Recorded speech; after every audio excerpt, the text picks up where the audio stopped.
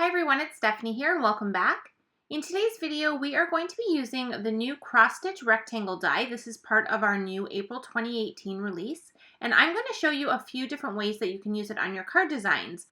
So the die is intended to be able to use cross-stitching on your paper crafting projects, and we do have some new patterns available for this die as well. So this is just one set of the new patterns. This is the backgrounds, and we have 4 sheets full of different background designs that you can use with this die to create backgrounds with the stitching.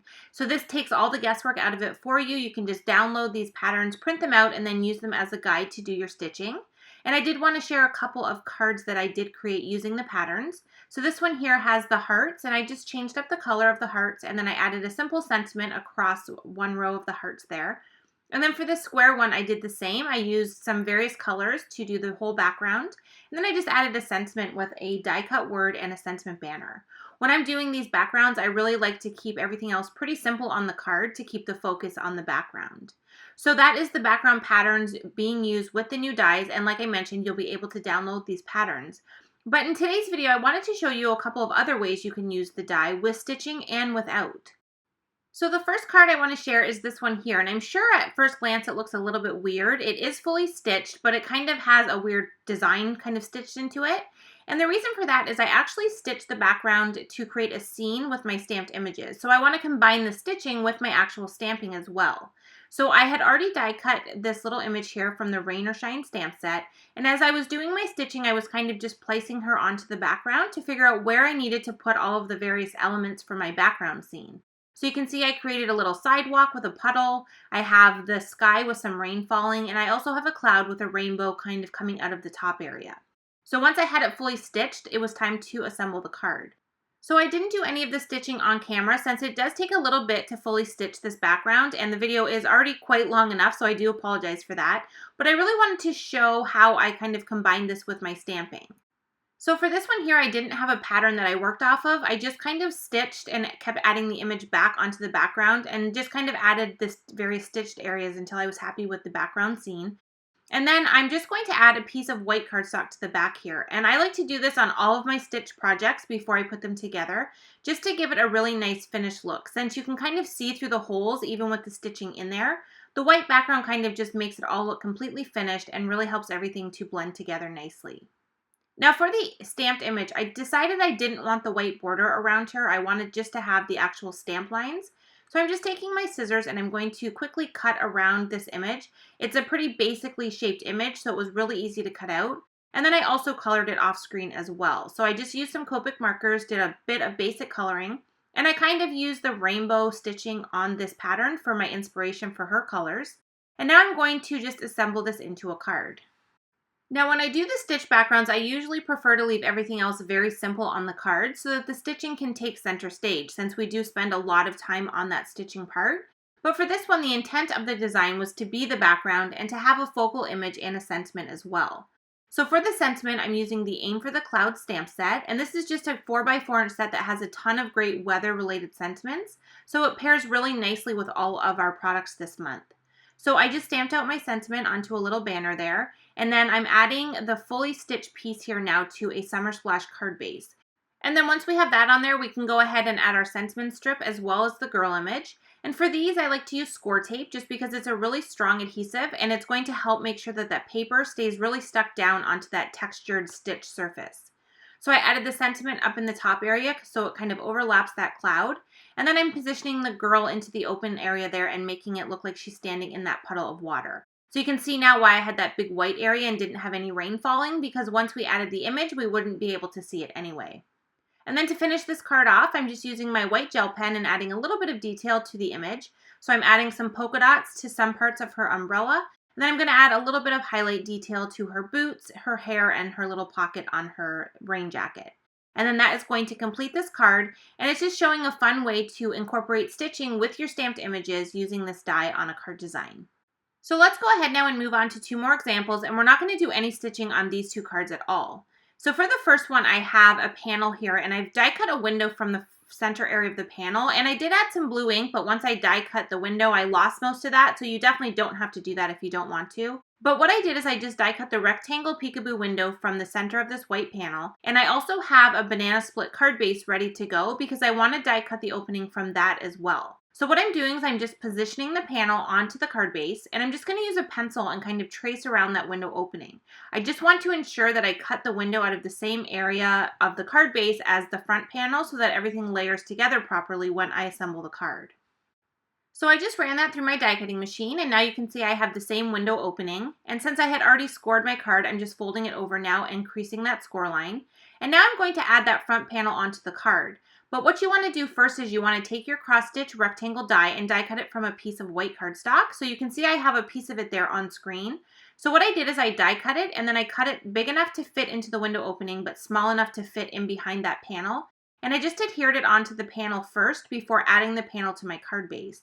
And what this is doing is it's creating a fun window pattern where we have that dot detail, and it's allowing us to see through into the inside of the card and having that yellow kind of show through the dots when we have the card closed, but then you have the open detail when the card is open.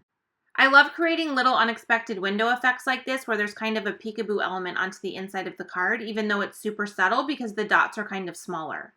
So now we're going to assemble the rest of the scene, and for this one, it's a pretty simple card.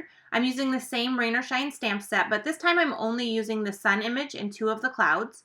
So I've stamped those out onto some white cardstock, and I'm coloring them in with some Copic markers, which took no time at all since the sun is just 2 shades of yellow and the clouds just have a little bit of gray.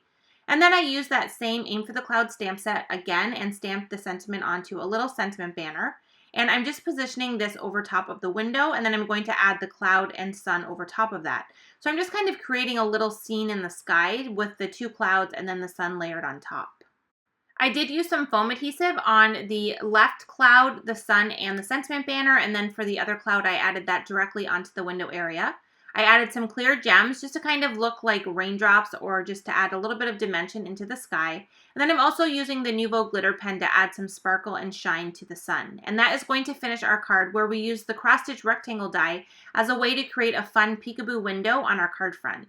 I love having the yellow peek through when the card's closed and then seeing that fun dot detail when we open the card. So that is card number 2. So let's go ahead and move on to card number 3, which is also another way to use the background without doing any stitching. So for this one, we're going to be using the new A Tweet Hello stamp set as well as the Birdbath Dynamics. So the first thing that we want to do is color in our Birdbath. So I have just die cut this from some Nina Solar White cardstock. This is 80 pound. And I'm using 3 shades of tea gray markers from Copic to color in my Birdbath. I really love to die cut from white cardstock and use markers to kind of color in the image. It's just a great way to add shading and dimension to the image and really make it look realistic. So I just added the lightest gray color first to really saturate the paper, and now I'm using the medium and darker colors and just kind of going back and forth between all 3 of the shades to kind of add dimension and realism to the Birdbath. And you can see with the shading that I'm achieving, it really makes the Birdbath look like it's rounded and looks a lot more realistic. There's also 3 layering pieces for the Birdbath just to give it a little bit of extra dimension, so I'm coloring those in with the same gray colors, and I'm making sure to add a little bit of shading on those as well. And then I'm finally coloring in the little piece that we're going to inlay into the top of the Birdbath to look like water. So I'm just using my glue pen to assemble the rest of the Birdbath pieces now that everything is colored. And you can see how great it looks once we add the water in and then add those layering pieces. It really looks realistic, and I love how this turned out on the overall scene. Now I also have the cross-stitch rectangle die cut once again from white cardstock. And what we're going to do this time is we're going to use that as the main background panel on our card design. So I'm adding a little piece of grass that I've colored to the very bottom of this panel, and I just used the Grassy Die-namics and cut this out of white cardstock once again, and then just use my Copic markers to color it in. Now we're going to layer this onto a Summer Splash card base, and my intent is to be able to see the blue through the panel and kind of look like rain in the sky since we're creating kind of a springtime scene with the Birdbath and some bird images. And when this die is die cut, the cross stitch rectangle, it measures 5 inches by 3 3/4 inches, so you end up with a really nice border on your card design. Now you can see here I have my birds already colored and die cut. I wanted to save a little bit of time, so I did color them and die cut them off screen, just using some basic Copic coloring. And then I also stamped out a sentiment onto a little banner, and I'm going to adhere that onto the scene as well.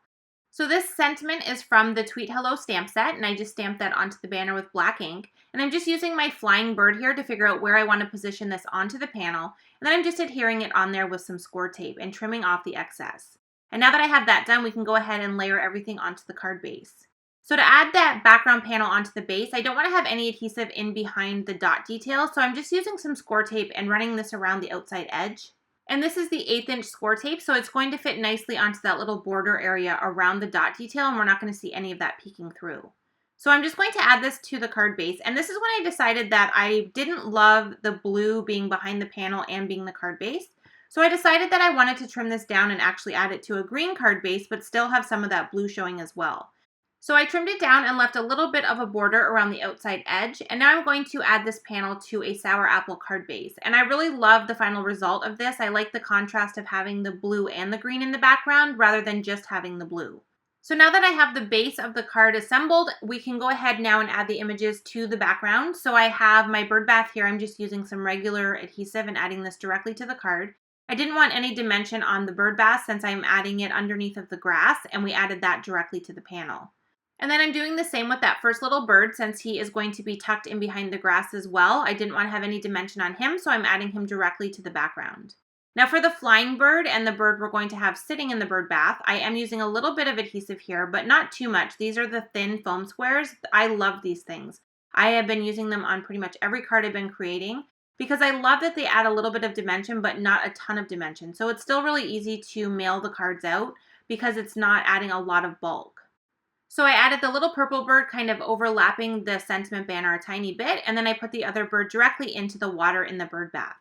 To finish off the card, I wanted to give the illusion of kind of like water droplets or rain on the side of the bird bath and in the grass at the bottom. So I'm adding a few of the sparkling crystals to both of those areas. And then I'm going to finish off my birds by adding a little bit of dot detail with a white gel pen. I just thought that their bellies were the perfect area to add a little bit of these little dots, and I really think it dresses up an image and really makes them stand out on the design.